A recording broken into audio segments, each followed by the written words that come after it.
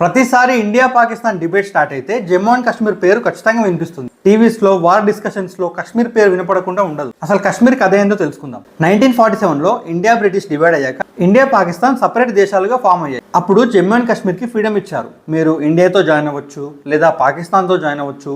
ఇవన్నీ కాకుండా separate independent గా ఉండొచ్చు అని. అప్పుడు కాశ్మీర్ కి రాజు అయిన రాజా హరి సింగ్ గారు కన్ఫ్యూజన్ లో ఉన్నారు ఎక్కడ జాయిన్ అవ్వాలని. ఎందుకంటే ఒక హిందూ రాజు ఉన్న ముస్లిం మెజారిటీ ప్లేస్ కాబట్టి. కన్ఫ్యూజన్ లో ఉన్న 2 months తర్వాత పాకిస్తాన్ వాళ్ళకి ఓపిక కోల్పోయి వాళ్ళ ఆర్మీని పంపించారు కాశ్మీర్ పై వార్ కోసం. అప్పుడు వార్ మొదలైంది. అప్పుడు జమ్మూ అండ్ కాశ్మీర్ ని మన ఇండియాకి రాసిచ్చేశారు. పాకిస్తానీ ఫోర్సెస్ కాశ్మీర్ ని ఫుల్ గా తీసుకోకపోయినా కొన్ని ప్లేసెస్ ని పిఓకేగా ఆక్యుపై చేశారు. ఇప్పటికీ కొన్ని రీజన్స్ వాళ్ళ కంట్రోల్లోనే ఉన్నాయి. ఆ వార్ సాగడం లేదని యునైటెడ్ నేషన్స్ వాళ్ళు సీజ్ ఫైర్ అనౌన్స్ చేశాక ఏమైందో చెప్తా. నువ్వు ఫాలో ఇంకా సబ్స్క్రైబ్ చేయి. భారతదేశం ఒక చరిత్ర చెప్తా, ప్రతి ఒక్కరికి అర్థమయ్యే విధంగా. వార్ ఫుల్ స్కేల్ గా పెరగడం చూసి యునైటెడ్ నేషన్స్ వాళ్ళు సీజ్ ఫైర్ ని అనౌన్స్ చేశారు ఆ వార్స్ ని ఆపేయమని. 1949 లో అప్పుడు ఎక్కడి వరకు అయితే వాళ్ళు పాకిస్తాన్ వాళ్ళు ఆక్యుపై చేశారో ఆ ప్లేసెస్ ని లైన్ ఆఫ్ కంట్రోల్ గా అంటారు. కాశ్మీర్ ఇష్యూ అప్పుడు మొదలైంది. పిఓకే, ఎల్ఓసి, ఆర్టికల్ 370 గా ఇవన్నీ వాటిలోనే పార్ట్. కానీ కాశ్మీర్ మాత్రం అఫీషియల్ గా ఇండియాది. పాకిస్తాన్ వాళ్ళు ఫోర్స్ఫుల్ గా తీసుకుందామని చూశారు. యునైటెడ్ నేషన్స్ మధ్యలో ఆపేసి లైన్ ఆఫ్ కంట్రోల్ ని యాక్సెప్ట్ చేయమని చెప్పారు. ఇది కాశ్మీర్ వెనుకున్న చరిత్ర.